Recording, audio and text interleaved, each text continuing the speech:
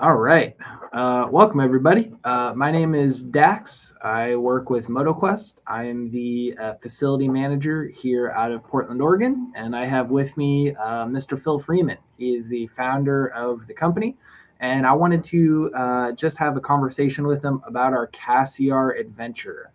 We get a lot of questions from our customers about the Cassiar Adventure, what's involved in it, what is not involved in it. And so I wanted to sit down with you, Phil, and just go through it conversationally and answer some of the common questions that we see coming through from our customers. So let's jump right into it, man. What is the Cassiar? Where is it? Cassiar is a region, British Columbia and the Yukon Territory, and it's a native word. And it just became a region back from the gold rush days, and it transferred over to Cassiar, the pronunciation, and it's a highway now that runs all the way through the Yukon Territory and down through British Columbia. Beautiful ride. Awesome. And why? I'm a motorcyclist. I think most of the people looking at this are going to be motorcyclists. Why should I or why should anybody care about the Cassiar? Why is it significant? Okay, so I'm born and raised Alaskan. I've been up and down the highway many times, up to 20 overland. And there's different ways to go between the United States and Alaska. You can do the Alaska Highway, which is awesome and historic. But the Cassiar was put in relatively later and it's fully paved all the way down. And I believe it is just a superior motorcycle ride. And it's a little bit lonelier stretch of highway. The scenery is amazing. So we decided to feature this highway on our southbound migration at the end of our Alaska season. So we run it in September. Okay, very cool. And where does that trip start and where does that trip end? We start in Anchorage in September, and then we take, I believe, 11 days, no, 12 days all the way down to Portland, Oregon. And so what we'll do is we'll go all the way to Dawson City, and then we'll make our way to Whitehorse, Dease Lake, and then we'll take the Cassiar all the way down. We'll make our way through Vancouver, BC, and then we'll take a ferry over to the Olympic Peninsula in Washington State, stay in Quinault, and then cut across some great back roads all the way to Portland, Oregon. Oh, awesome. Okay. And I believe you just touched on this a little bit, but how many days of writing is it? Are you writing the full 12 days? Yeah, we got every day we're going to be busy. We have one layover day in Stewart where we have a free day, which is excellent because we have a chance to go into Hyder. And in Hyder, it's basically a dead end. It's going back into the United States, but you get a chance to see Salmon Glacier. And also you get to see some bear viewing, which is pretty amazing. And yeah, it's 12 days of full riding. Some of the days are longer than our normal trips, so they're up to 300 miles long. And then it's primarily paved, but there are some dirt sections in this. The dirt section on the top of the World Highway over to Dawson City. Dawson City is pure magic. If anyone's ever been there, you get to cross the Yukon River by ferry. And then, of course, the old boardwalks and false fronts of Dawson are really pretty cool. They bring you back in time. And then, down through Whitehorse, and then the layover day in Stewart. But we say a layover day, but we're definitely busy. We're on the bike. Awesome. And then how many miles per day is it on average? Oh, I'd go about 250, but some days are over 300. So it is definitely a rider's ride, and you do want to be able to ride dirt surfaces. Okay. And you mentioned the North to Alaska adventure a little bit earlier. Can you just touch on what some of the differences are between the Cassiar and then the North to Alaska tour that we put on?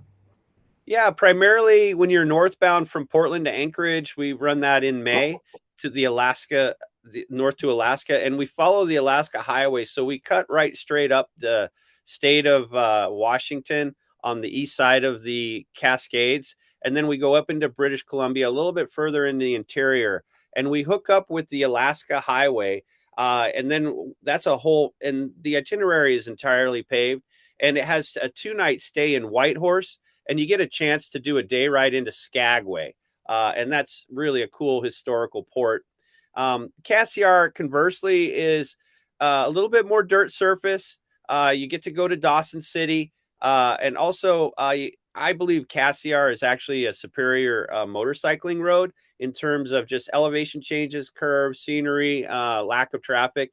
And then you get the 2 night stay in Stewart, so you can go into Hyder and go out to Salmon Glacier and whatnot. And then you follow the coast, of course, down through Washington State. So it's a little bit of a deviation. So if you haven't done one and you're interested in the other, that might be something that appeals to you. Okay, excellent. And when do we typically run this trip?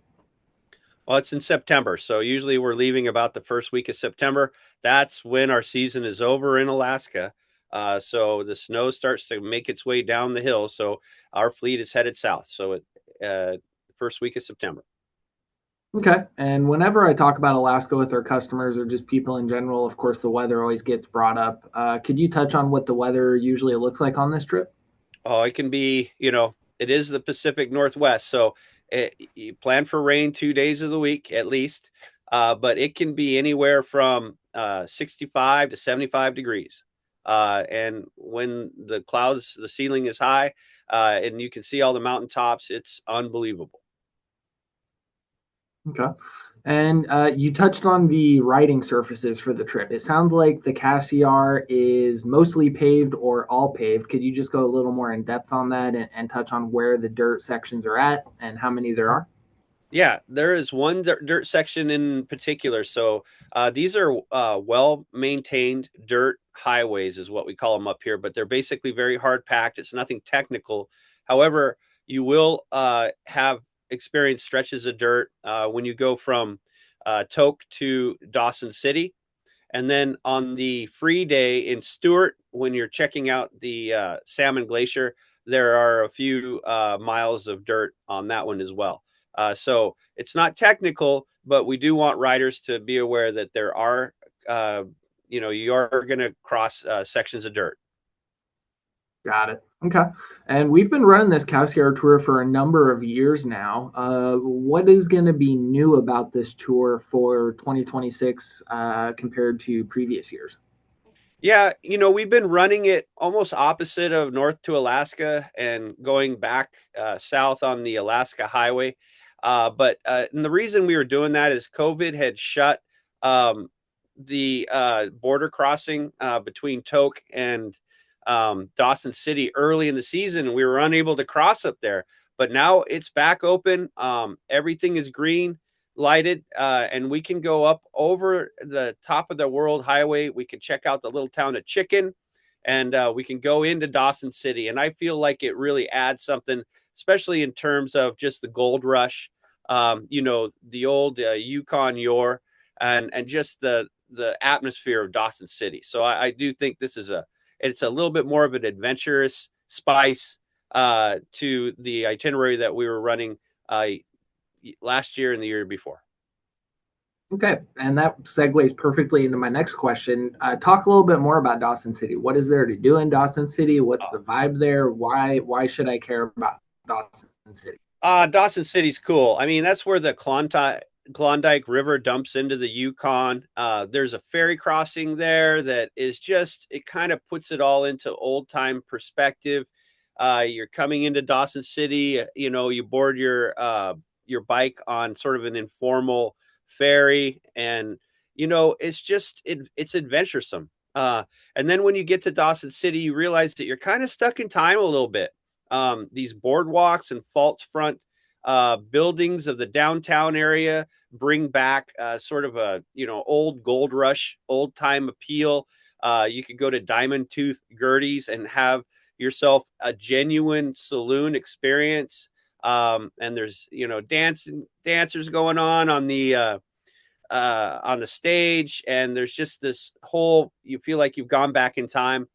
Just walking the streets there, you could ride to the top of the hill nearby and just overlook it.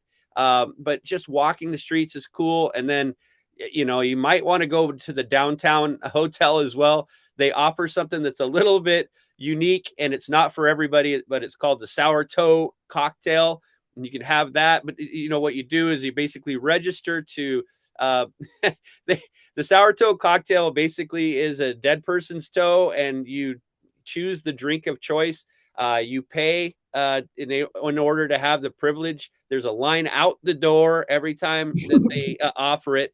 Usually they have it started with one guy's dead toe and then it disappeared. So then they got a couple more dead toes. And then you have to make sure the toe touches your lips in order to get the certificate. Hey, you know what? You're in Dawson City. When else are you going to get a chance to have such a lovely cocktail? But other than that, just walking the streets and being part of the moment there, you just feel like you're back in the Klondike. It's really cool. Awesome. I like it. I like all that. Talk to me a little bit about what the accommodations are like on the trip. Yeah, we're staying at, the best available. They're, you can have ensuite bathrooms and they're going to be clean and comfortable.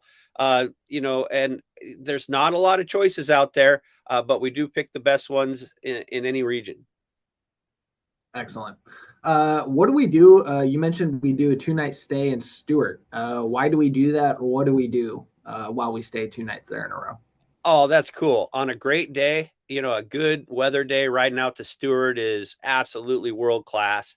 If you like glaciers and mountain tops, staying at Stewart, it's kind of stuck at the end of the line there, right on the ocean, and it's just a little functioning tourist sort of logging town.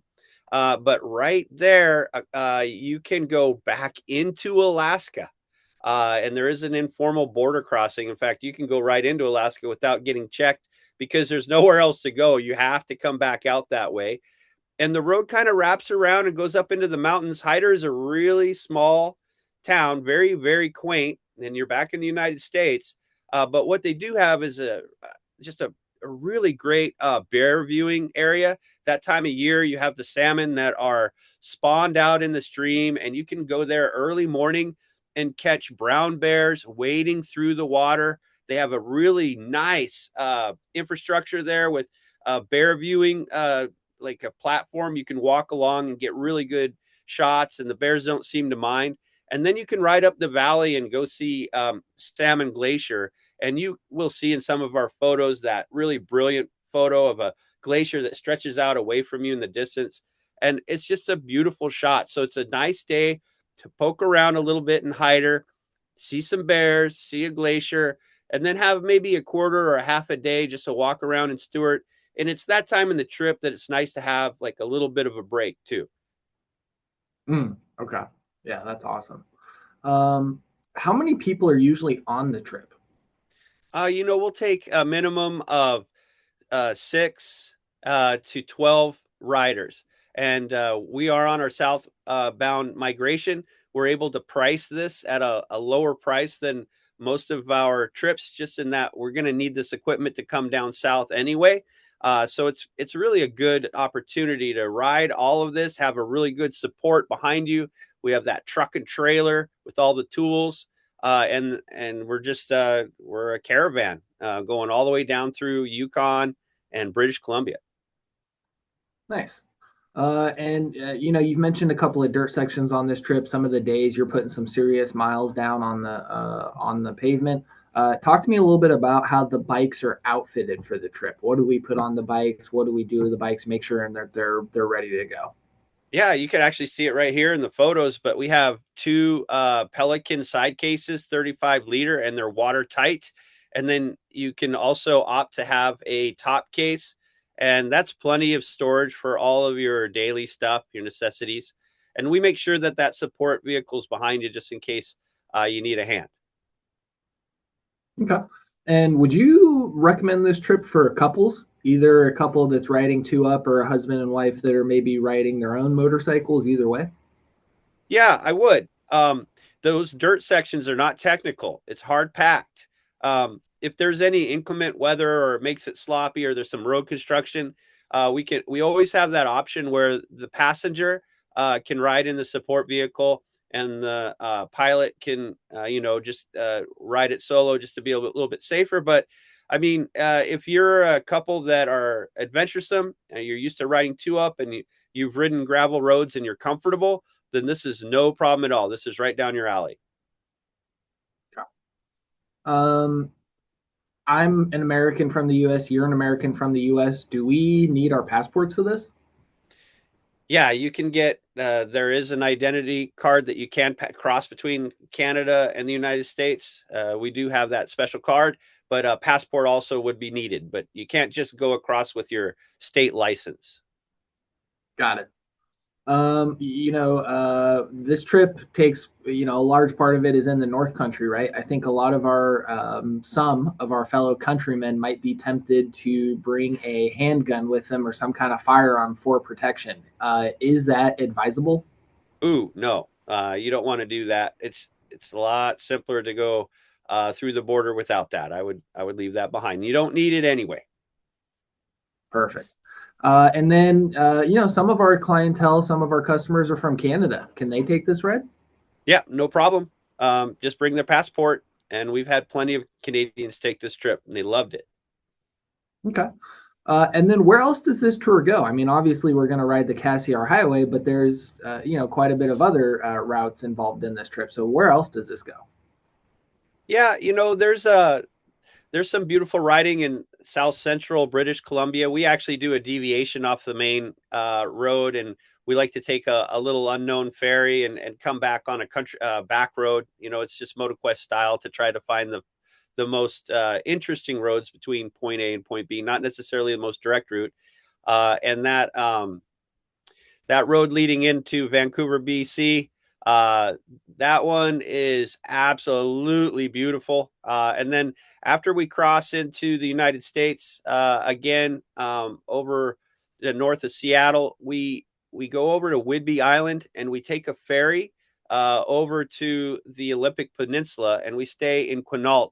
And it's just heavily forested, heavily just lots of steep, beautiful mountains. And that area is gorgeous and lush. And then I think the unsung hero of this trip too is the last day. You think it's over, but we cross over to Astoria, right at the mouth of the Columbia River, and then we take some back roads into Portland. And here again, it's just all really good riding. So this trip is full of just a lot of different types of scenery and landscapes, but lots of open miles and no traffic and just really good riders. It's a rider's ride. Hmm. Oh, that sounds great. You mentioned the support truck in one of the earlier questions. Could you just touch a little bit more on what the support truck is equipped with while it's on tour? Yeah, we have a crew cab diesel long bed, and it is pulling a trailer that it can hold up to 6 motorcycles. We usually are taking 2 spares at least on the trip, and it's got of course all the ability to fix tires. It has air. It has all the tools you'll ever need, and so we can fix anything along the way. It can be used for the passenger to go on inclement days if they want, but it follows the trip the entire way, and it has all the luggage in it, so you can travel light. Hmm. Perfect. What comes with the tour package that we offer? What is included? What is not included? Uh, what you're going to get is you're going to get motorcycle rental. You're going to get all of your hotels. You're going to get a guide on a motorcycle. You're going to get a support vehicle driven by one of our expert staff. You're also going to get a welcome and farewell dinner. And then, and we also enroll you in Global Rescue, which is an extraction service that's no questions asked, no cost to you in case something goes sideways on the road. And we also, of course, throw in swag, and you know, if you, but you do have to pay for things on your own as well. You need to get there to the starting point and leave the ending point, and we leave the meal plan up to you. So that is on your own, and also the gas is on your own. Okay. When you're on tour, everybody's riding. Do the riders need to ride together? Do we need to ride in a tight pack, or what's your philosophy there? MotoQuest is all about your ride. So generally, we'll stick together maybe the first day and learn each other. But what'll happen organically is usually the group will kind of split into about 3 groups. You'll have those that stay with the guide. You'll have those that kind of like to stop once in a while and take photos. And then you have those that like to take photos every corner, and that's no problem. Our main concern is just to make sure that you get to the lodge that night. And usually we'll arrange a dinner time and place, for us to eat. Usually it is at the lodge. But our concern is that the support vehicle doesn't get ahead of you. So we want you to enjoy your ride and at your pace. Every morning we'll line out on a WhatsApp group all the places that we're going to stop at, and that'll be our plan A: gas, lunch, scenic places. And so if you want to travel on your own, just say, hey, man, you just talk to the guide. I would like to ride on my own today. And that's no problem at all. Our only concern is that you don't deviate from the route, because if you get a flat tire or tip over, we can't help you. And sometimes we're out of cell range. So we just want to make sure that we can help you. Yeah, excellent. Talk to me a little bit about what a typical day would look like when you're on tour. When are you kickstands up? When are you done riding? When are you eating lunch? All of that kind of stuff. Walk me through that. Yeah, and this goes with most of our tours. Usually, we'll meet at a certain time in the morning. We'll have what we call map time. We'll lay out a map and talk about what we're going to see today. Before that even happens, your phone is going to blow up with today's stops, so you'll have that on your phone as a reference. And then usually we stop about once an hour. Usually you need to get water or give water. We'll stop at scenic places that are pretty, and then we'll have a lunch spot, and we'll also have gas stops as planned, toilet or break spots. If we go over an hour for a stretch, I'll warn the group and let them know that it's just going to be a little bit longer this time. Hit the bathroom if you need to. And we usually start around 9. We usually get in around 4. But that's just a regular day. Sometimes we start earlier, sometimes we get in later, depending on the day. But you can bet that we're going to stop about once an hour, just to rest up or check something out. Yeah, sure. Okay, and then I'm going to put you on the spot here a little bit with this one. What are the costs of the trip? Do you have any numbers in front of you? Oh, well, I can look it up. That's a good question. Or you could ballpark it too if like you have a good rule of thumb for MotoQuest trips where it's X amount of dollars per day or something like that. Oh, I got it. Well, this is the year 2027 or 2026, my bad. And if you want to share a room and have a base bike, that'll be $8,400. If you want to go single occupancy, that'll be $10,550. And if you want to do a couples package, that'll be $16,700. Now, you may be watching this video in 2027 or 2028, and there is inflation, but that's a ballpark. Yeah, excellent. And then along the lines of how much the tour is, how much do we ask for a deposit to reserve your spot on tour? Oh yeah, once you register online, we're going to ask a non-refundable $1,000 deposit. Now, if the trip has to get canceled by you and before 60 days out, that $1,000 turns into a credit that you can use with MotoQuest. If for whatever reason MotoQuest needs to cancel it, then we have the option to send that deposit back to you, or you can apply it to something else with us.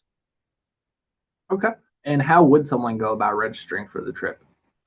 Just basically go to our site. If you put in Cassiar Adventure MotoQuest into the Google machine, you're going to come up with that tour page site, and you're going to see a call to action button there, and it says register now and book now. And there you go. You'll start the process. And once you fill that out, we're going to get a notification here at MotoQuest HQ, and then we'll reach out to you with payment and also other information for the tour. Okay, excellent. And you touched on this a little bit earlier, but just for the sake of reiteration, is food included on the trip? We used to, some of our trips do include more of a meal plan. This one does not.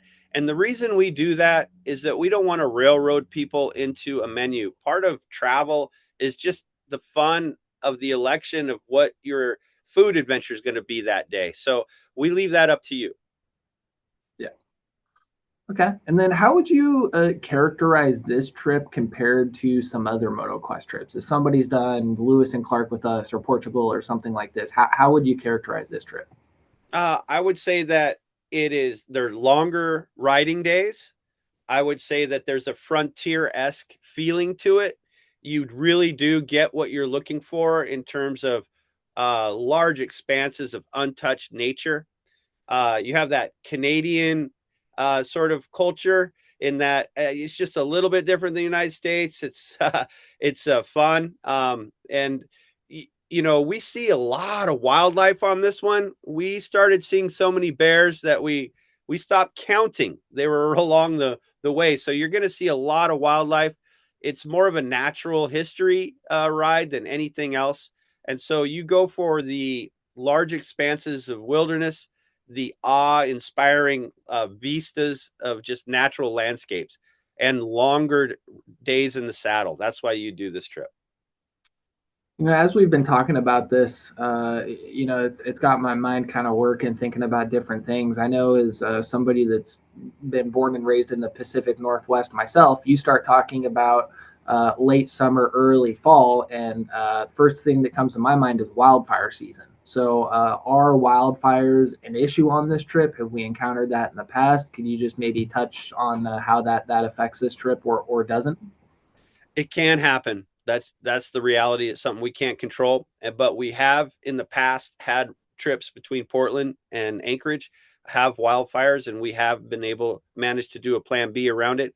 But for the most part, for any time that we've run the Cassiar that time of the year, uh, we haven't had any troubles.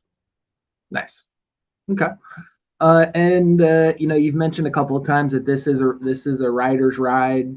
There are some longer days. There's a little bit of dirt in there, but not much. Sounds like, but a little bit. Would you consider this trip technical or hard? I would say that it's not for the novice in that there are a string of days that are 300 miles plus in a row. Uh, and it won't be that much for those who ride regularly. And so that's that type of ride. And also that dirt surface, you just need to be able to manage a gravel road. And it's not technical, but that is part of the itinerary. And so that's the adventure. Okay. And then last question here, man. What kind of rider would enjoy this trip? I think one that likes a little bit longer days, a little bit more freedom. This isn't a very tight tour format. The last group that I had spread out miles between each other and really enjoyed the freedom. And we basically leapfrogged each other all through the day. And so there's a more of a freedom about this. And of course, there's structure to it, and we have your back in case something goes sideways. But in all, I can't think of a more, like open itinerary in terms of just being able to ride your own ride. This is way up there. There's literally so many miles that are without any infrastructure, any buildings, anything. You really just get into your helmet, the nature around you, the road.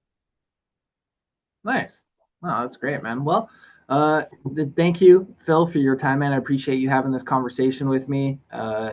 We always get a lot of questions about the Cassiar Tour riding in Alaska, and I think this will be helpful for anybody that has questions about that. So thank you. Thank you to you guys if you've stuck around for the entire video. We appreciate your time. And if you got any questions, leave it in the comments below. We're going to throw this up on YouTube, and we'll see you next time. Thanks, Dax. Yeah, check out motoquest.com, but we hope to see you out there.